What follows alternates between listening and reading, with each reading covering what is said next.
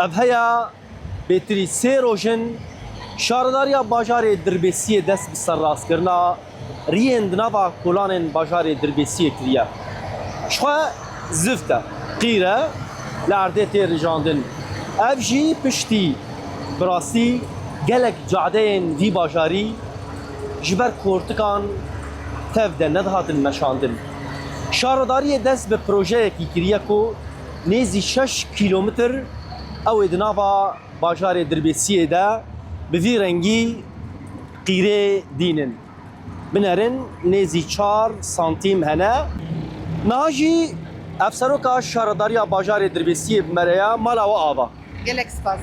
Rastî girî gazin gelek bûn, îdî hûn li wan xwedî derketine.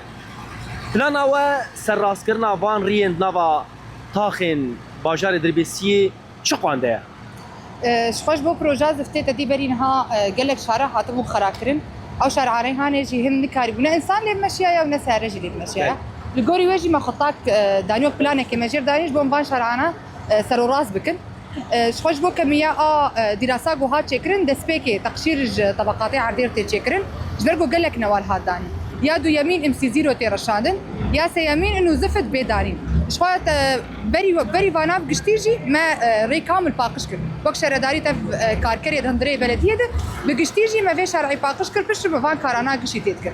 Ji xwe kemiya a ziftê got bê danîn 3614 metr mukabbe derdora û 5 kilometra çê dike bi orda daha 10 metriya bi semaketa heftê heta dahayê.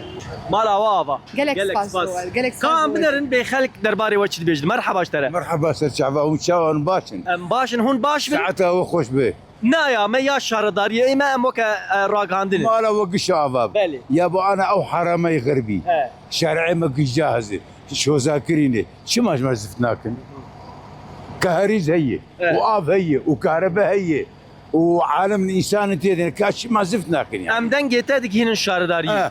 ام هيفين جوا اجمر هواكي بكر خباتكي بكر ما شارع ما رمز بكر ام جبروك في عالمي وي Belê. ایسال ام وکشینیه باجاره دربسیه ام گلکی کیف خوشن جبر گور آگاهی دیگه ما هجمارا متری زفته پر باش ایسال و سری سدی تقریبا سی حاج چلی جعده می دربسیه چه ببین راستی افرحتیه کتینا ملت ام گلکی کیف خوشن قال لك باش بينن وان شاء الله يشترش بشارعي ما كشكا خوش كترشك وانا قال لك باشا ام تشكر وقت شكارتكن ساعتا وان تبت خوش به